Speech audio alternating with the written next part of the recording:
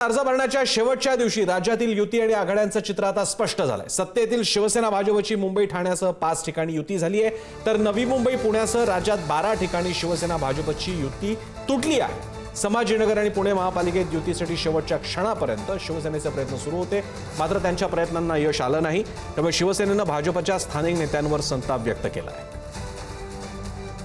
सुशांत सावंत आपले प्रतिनिधी अधिक माहिती देत आहेत। सुशांत, महाराष्ट्रातल्या घडलेल्या बिघडलेल्या युती आघाडीचं चित्र कसं आहे?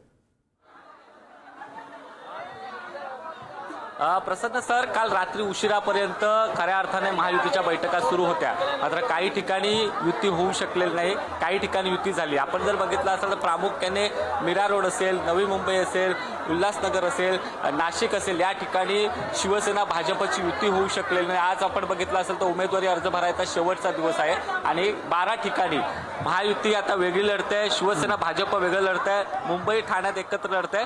त्यामुळे अर्थातच आता बघावं लागेल कशा पद्धतीने हा प्रचार होणार आहे, कारण मुंबईत एकीकडे एकत्र आहेत महायुती, मात्र नाशिक असेल, नवी मुंबई असेल, आपण नवी मुंबईचा उल्लेख प्रामुख्याने करायचा तर त्या ठिकाणी गणेश नाईक यांची प्रतिष्ठा जी आहे ती पणाला लागलेली आहे। एकनाथ शिंदेची शिवसेना देखील, कारण गेल्या काही दिवसांपासून श्रीकांत शिंदे हे नवी मुंबईमध्ये तळ ठोकून होते।